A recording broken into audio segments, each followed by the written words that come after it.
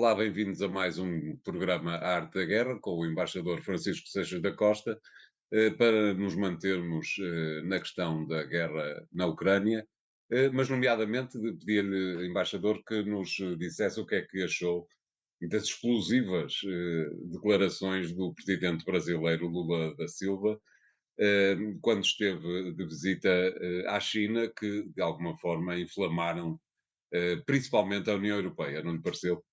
É verdade, Lula da Silva teve uma intervenção, fez várias declarações na sequência da sua visita a Pequim, declarações essas que no fundo complementavam aquilo que ele já tinha dito a montante da sua deslocação. Isto é, Lula tinha dito que estava interessado em tentar promover uma mediação internacional para a questão da Ucrânia e avançou, e nós já comentámos aqui isto, com a ideia de que a Ucrânia teria que fazer concessões de natureza territorial, em particular no tocante à Crimeia, e depois dizendo também que a Rússia deveria ela própria também repensar algumas dos avanços que teve, entretanto, nesta guerra.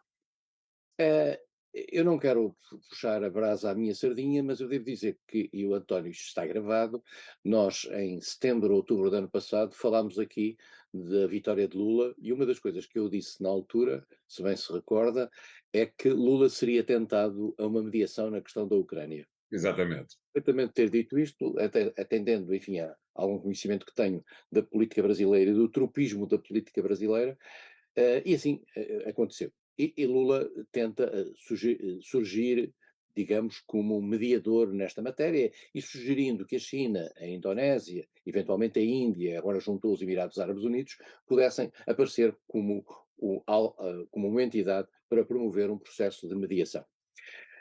Esta reação por parte da Ucrânia não foi a melhor, como aliás era expectável, tendo em atenção que Lula presumia já no quadro dessa negociação uma concessão por parte da Ucrânia de natureza territorial. Os países ocidentais, começando pela União Europeia, e depois com os Estados Unidos, reagiram mal. Tanto mais que Lula disse que os países ocidentais, nomeadamente os Estados Unidos e a União Europeia, estavam, no fundo, a alimentar esta guerra, ao darem armas à Ucrânia, etc. Bom, como nós sabemos, o mundo hoje vive dividido numa polarização nesta matéria e, portanto, hoje em dia, de certa maneira, dizer que não se está com a Ucrânia quase que pressupõe que se está com a Rússia. Lula nunca disse que estava com a Ucrânia, muito embora, e há aqui um ponto importante, na última Assembleia Geral das Nações Unidas, na última resolução sobre esta matéria na Assembleia Geral, Lula apoiou a posição ocidental no sentido de pedir à Rússia a retirada da Ucrânia. E este é um ponto que não é despiciando nessa matéria, porque é uma posição, por exemplo, diferente daquela que a China tomou, que se absteve sobre este assunto, e aliás a Índia também. Eh, o que parece é que Lula não terá ainda convencido, mas isso logo veremos, a China para esta matéria, na sequência da visita que fez a Pequim, visita essa na qual fez um conjunto extraordinário de acordos entre o Brasil e a China, acordos esses que seguramente serão vistos e são vistos pelos Estados Unidos como colocando o Brasil, de certa maneira, ao lado da China ou com uma cooperação acrescida com a China, China é essa que é vista também como uma cooperação acrescida com a Rússia, embora a posição do Brasil e da China face à Rússia seja completamente diferente, vale a pena dizê-lo e sublinhá-lo. Um, Lula, de certa maneira, ao colocar-se como medianeiro, pressupõe que a Ucrânia não pode ganhar a guerra. Pronto, sejamos claros. E não se coloca ao lado da Ucrânia, coisa que é a postura do mundo ocidental. Isto criou uma grande preocupação nos meios europeus, nos meios americanos. Há já uma reação, primeiro da imprensa, depois do próprio governo americano. E, portanto, o Lula tem aqui uma jogada de risco. De certa maneira está a apostar naquilo que é o ascendente chinês no outro polo competitivo com os Estados Unidos, e está a dar. Vale a pena recordar que o Brasil é um dos países mais importantes do jardim sul-americano dos Estados Unidos, coisa que com certeza será muito pouco bem vista pela Casa Branca. E em particular por uma administração democrática, porque as administrações democráticas são mais intrusivas nas questões da América do Sul em particular, do que as administrações republicanas. Há uma história nesse aspecto interessante. E, portanto, o Brasil está a desafiar, de certa maneira, os Estados Unidos. E depois foi visitar a fábrica da Huawei, que hoje faz parte hoje do padrão de diabolização tecnológica dos Estados Unidos, e foi visitar a fábrica da Huawei e fez na China grandes elogios ao trabalho tecnológico da Huawei. Criou, de certa maneira, também um mal-estar pelo sublinhar sistemático da necessidade de haver uma desdolarização da economia mundial e se poder começar a fazer transações nas moedas dos vários países. Os Estados Unidos também não gostam disto, dado que o dólar é hoje uma, uma potência monetária dominante no mundo e, de certa maneira, no fundo, vale a pena dizê-lo, Lula está a pagar algum preço à China pelo facto de China ter colocado Dilma Rousseff como presidente do Banco dos BRICS. A China tem os BRICS, o grupo de países em que está o Brasil, a Rússia, a Índia, a China e a África do Sul, que são economias importantes e que no final dos anos, em 2030, terão provavelmente 50% do PIB mundial. E, portanto, o Brasil está a jogar nesse novo polo. Mas também convém dizê-lo, está a dar a esse polo uma, como é que eu ia dizer, uma caução democrática. Porque o Brasil é uma grande democracia. O Brasil é uma extraordinária democracia, para quem não o saiba ou para quem esteja menos atento. Não é nada que se compare à China ou à Rússia, nem mesmo à Índia. O Brasil é um país onde não há prisioneiros políticos, onde há total e completa liberdade de imprensa, onde o sistema político funciona, e aliás funciona em vários regimes, com vários impeachments e mesmo tendo passado estes anos de Bolsonaro. E, portanto, o Brasil, de certa maneira, ao levar a democracia para dentro dos BRICS, está a dar uma caução aos BRICS de natureza democrática. Isto é que preocupa muito o mundo ocidental. E, portanto, temos aqui este problema, este problema soma-se agora um problema português, isto é, Lula vem a Portugal, o convite a Lula foi feito antes destas declarações terem sido produzidas, Lula vem a Portugal num contexto em que as produziu, estas declarações, e agora, muito provavelmente, a sua vinda cá, no dia, em particular no dia 25, ele estará cá noutros dias anteriores, vai ser marcada um pouco por essas declarações, e já há uma polarização na política interna portuguesa relativamente a essa matéria, polarização essa onde está também muito antilulismo, independentemente das razões de fundo que estejam para proteger, digamos, o padrão do 25 de Abril. Aliás, nós notamos que muitos dos que estão preocupados com o modo como o Lula vai influir no 25 de Abril são, eu não diria, alguns que não estão que não, nunca foram muito preocupados com o 25 de Abril. Mas enfim. De qualquer maneira, também Lula da Silva não produziu na China nenhuma declaração que fosse uma verdadeira novidade. Não se percebe de alguma forma o que é que de repente se passou em Portugal para haver toda esta bagunça, digamos assim. Em Portugal é uma forma de emergência de um antilulismo primário que existe em Bem, vários portugueses, aproveitando com a circunstância de haver uma espécie de onda emocional em favor da Ucrânia e na circunstância de Lula não fazer parte dessa onda emocional. Eu volto a dizer, Lula não é um putinista. Vale a pena dizê-lo. Lula apenas não apoia a Ucrânia. É claro que para aqueles que acham que não apoiar a Ucrânia significa ser putinista, naturalmente então Lula é putinista. Mas vamos ser claros, em termos práticos não é verdade que isso seja assim. E portanto Lula, pura e simplesmente, como o medianeiro que pretende ser nesta matéria, recebe Sergei Lavrov, enviam o seu antigo ministro à Rússia para falar com Sergei Lavrov, agora vai ter que falar também com Zelensky, vai ter que falar com a Ucrânia, se quer ser verdadeiramente medianeiro. Eu não acredito muito que Lula possa ir muito longe nesta matéria, independentemente de ir tentar e fazer isto. O sucesso da intermediação de Lula será tanto maior quanto aquele em que a China estiver envolvida. claro. E será tanto menor quanto os Estados Unidos quiserem. Entretanto, embaixador, a semana ficou também marcada por uma espécie de desdramatização daquilo que o Pentágono permitiu, ou não teve forma de não o permitir, aparentemente, que saísse para a praça pública em termos do que tem a ver com documentos classificados sobre a guerra na Ucrânia. Parece-me que esta desdramatização vale a pena, aquilo não é realmente algo de importante. Era importante e naturalmente que a desdramatização tinha que ser feita, porque Claro, era preciso tirar fogo àquilo, mas aquilo tem dados interessantes e tem dados, que seguramente caíram muito bem à Rússia, isto é, aquilo deu jeito à Rússia, porque no fundo denunciou certas manobras, no quadro da Ucrânia, antecipou certo tipo de apoios militares na Ucrânia e portanto, digamos, foi mau para o lado ucraniano, para o lado americano, para o lado ocidental que apoia a Ucrânia e foi bom para a Rússia. Agora, ficou provado, parece completamente provado, que isto não é uma manobra russa, isto é, não foi criado pelos russos, contrariamente a uma certa propaganda que tinha sido feita. Não é verdade. Foi feita, aparentemente, por este luso-descendente, muito ligado às redes sociais e que resolveu fazer uma bravata em termos da apresentação de documentos que tinha conseguido sacar. É, de facto, uma quebra de segurança muito grave, nos Estados Unidos, e, naturalmente, os americanos vão tomar medidas nesta matéria. É natural que os Estados Unidos desdramatizem, mas também é muito evidente que aquilo era importante e os dados que ali estão são importantes, até ao nível do procedimento, da maneira de analisar. E os russos, em particular, perceberam com aqueles documentos uma coisa muito importante: é que muitas das suas comunicações eram espiadas pelos americanos. E muita da informação que os americanos tinham, e boa informação que os americanos tinham, como aliás se viu antes da invasão russa, em que os americanos diziam os russos vão invadir, e invadiram mesmo, e os exatamente. americanos avançavam documentos. Significava isso que os americanos tinham, de facto, uma intelligence que funcionava intrusivamente na máquina russa.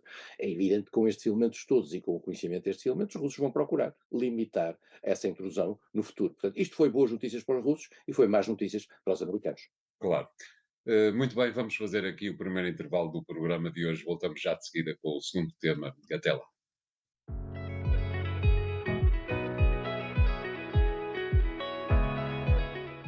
Bem-vindos à segunda parte de A Arte da Guerra, desta vez para pedirmos ao embaixador Seixas da Costa que nos ajude a perceber o que é que se passa no dia 14 de maio na Turquia. O dia 14 de maio é o dia que está previsto para as eleições presidenciais e parlamentares eh, na Turquia, numa altura em que, ao contrário do que, digo eu, ao contrário do que se supunha há um ano e meio, 2 anos atrás, o presidente Erdogan não está numa posição tão favorável como aquela que ele próprio acharia que teria nesta altura, depois de ter tentado a presidencialização do regime, não lhe parece? É verdade. E aí volta outra vez, aparentemente, a ser a questão da economia.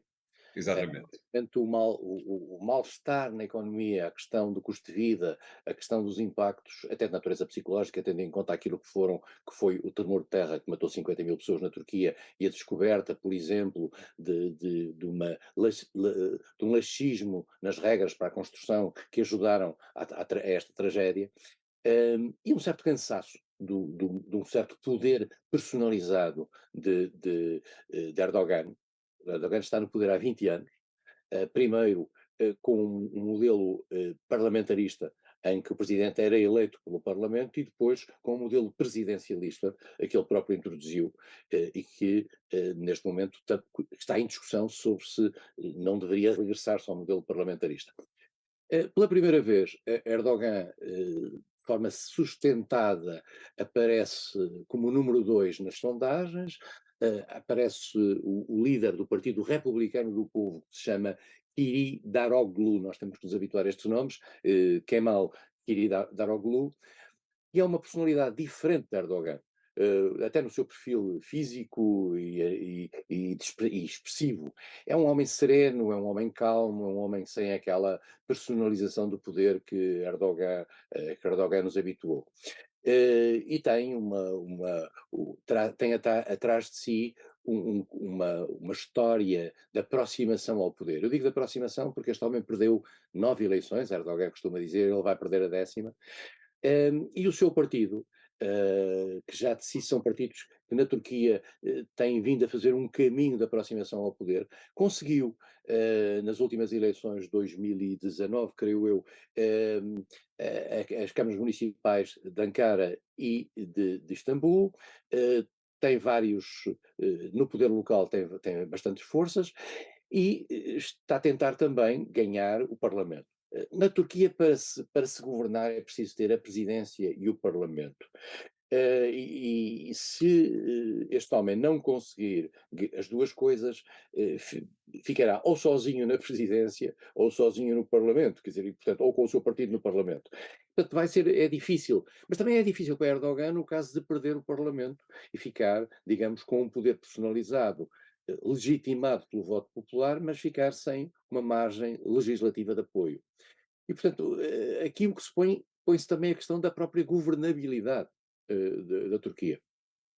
Estas eleições são em duas voltas, isto é, se alguém tiver 50% passa à primeira volta, se não há uma segunda volta só com os dois candidatos, e portanto as outras eleições serão em 28 de maio, e a segunda volta, se acaso houver, e portanto há uma situação de grande tensão na Turquia hoje em dia, e digamos, o mundo olha para Erdogan e olha para a Turquia um bocadinho à luz daquilo que tem sido a expressão pública muito vincada, muito marcada e muito carismática que Erdogan tem dado à própria Turquia no plano internacional.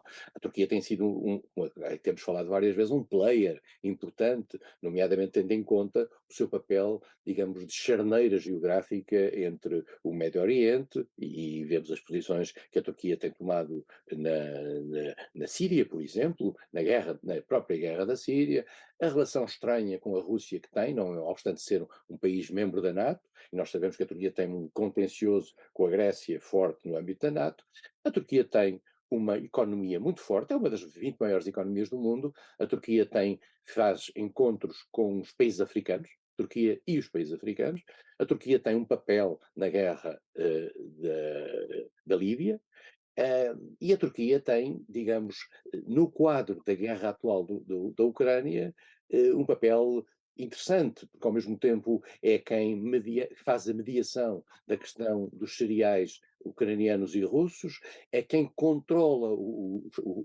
o Estreito do Bósforo, porque é o depositário do Acordo de Montreux de 1936, que controla as entradas e saídas e faz a gestão dessa entrada e saída do esforço de Bósforo que dá entrada no Mar Negro, e é um poder no âmbito do Mar Negro. É o grande poder no âmbito do Mar Negro.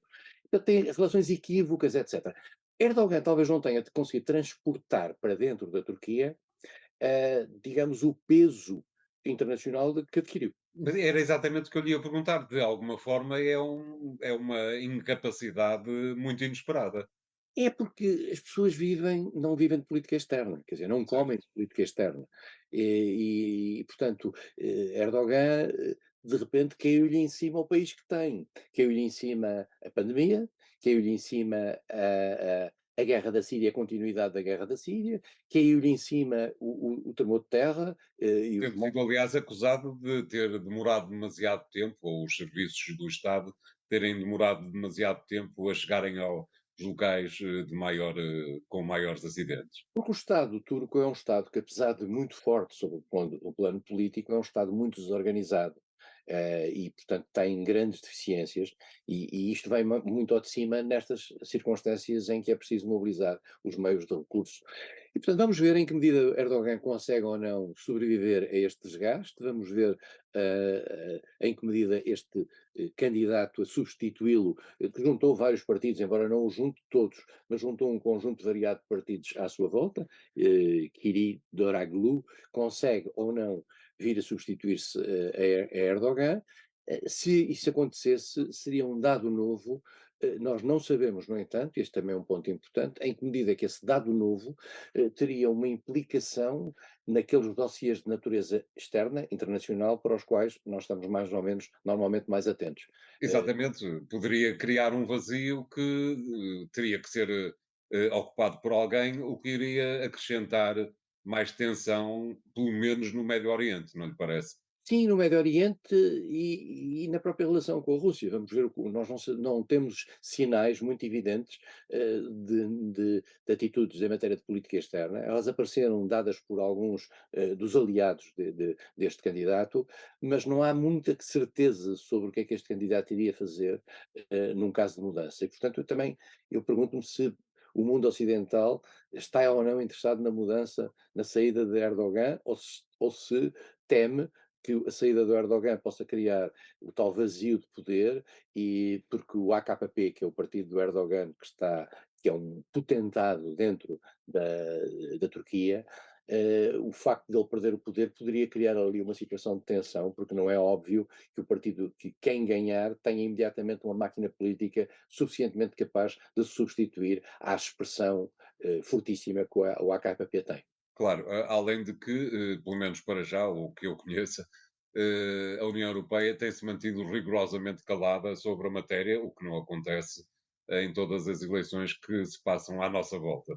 Sim, não sei, eu não, de facto, a União Europeia tem-se mantido relativamente neutral nesta matéria.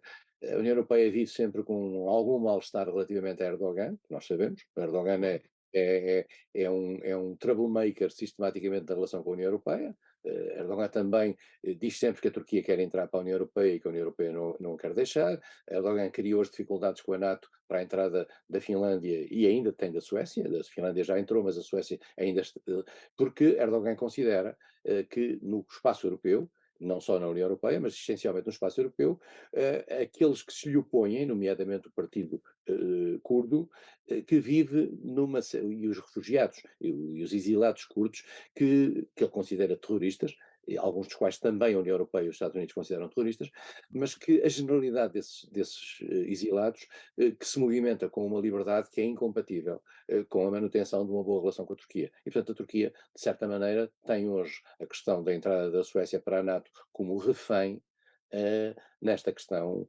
por esta questão dos refugiados. Claro. Com certeza voltaremos a este tema lá mais perto de 28 de maio. Entretanto, vamos fazer aqui o segundo intervalo do programa de hoje. Voltamos já de seguida.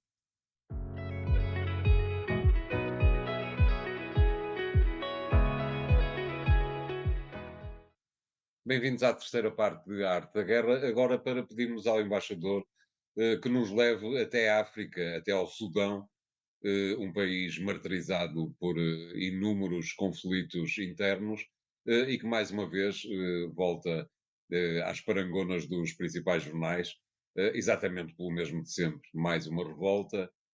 Como é que observou tudo aquilo que se passou nos últimos dias, embaixador?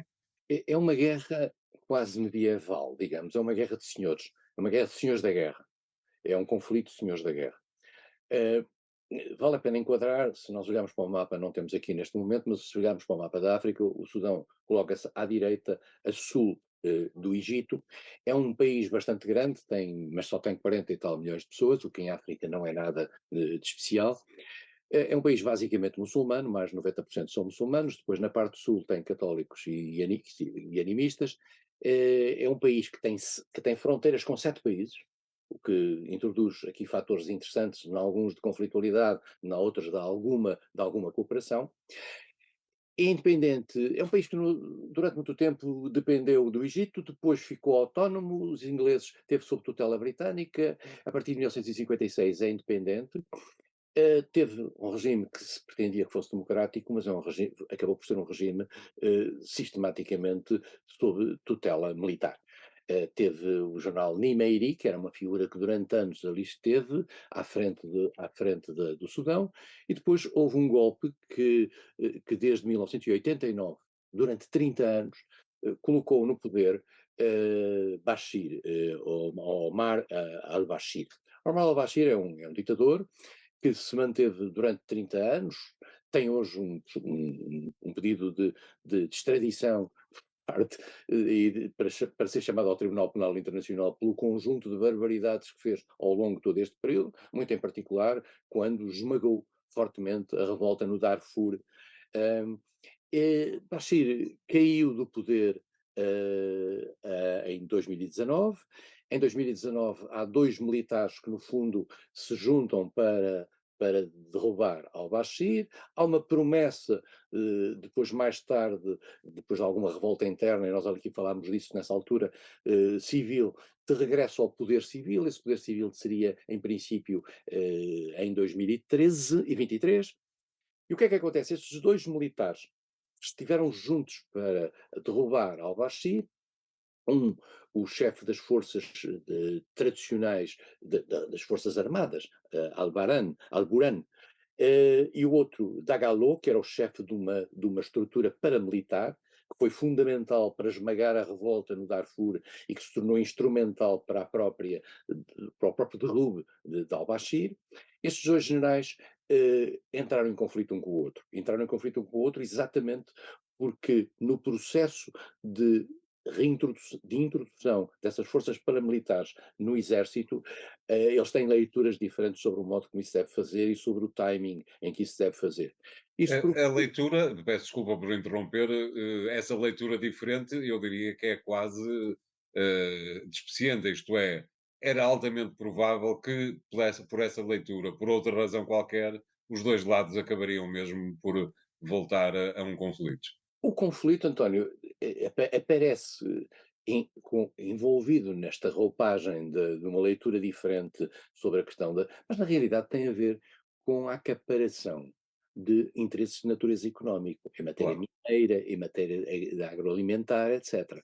E, portanto, os militares no Sudão eh, estão os militares no Sudão são proprietários de várias áreas e é aqui que as questões se colocam. claro. Convém dizer, porque não disse há bocadinho, que houve no Sudão uma separação, a certa altura, do Sudão do Sul. Sim, O Sudão do Sul separou-se, autonomizou-se depois de uma guerra civil grande, autonomizou-se e o mundo internacional acedeu a essa autonomização. Eu digo acedeu pelo seguinte, porque havia uma regra antiga, a quando da independência, da criação da Organização da Unidade Africana, que é a antecessora da atual União Africana, segundo a qual as fronteiras do colonialismo não se disputavam. Porque se nós disputarmos as fronteiras do colonialismo em África, a África fica retalhada em centenas de unidades exatamente. étnicas, linguísticas, etc. E por isso mesmo é que Angola e Moçambique, que têm realidades políticas, étnicas e linguísticas muito diferentes, mantiveram-se à luz de uma lógica que foi definida pelo poder colonial. Claro, E na realidade, quase é irónico dizer isto, mas no fundo é o poder, é a força da língua portuguesa, por exemplo, que faz a unidade de Angola, a unidade de Moçambique. Quer dizer, porque se formos por estruturas étnicas, elas estariam completamente divididas. E, claro. portanto, mas havia que criar algum critério. O critério era a inamobilidade das fronteiras. Isso já, entretanto, foi quebrado. Já tinha sido quebrado com a Eritreia, já foi quebrado agora, depois com o Sudão do Sul, em 2011.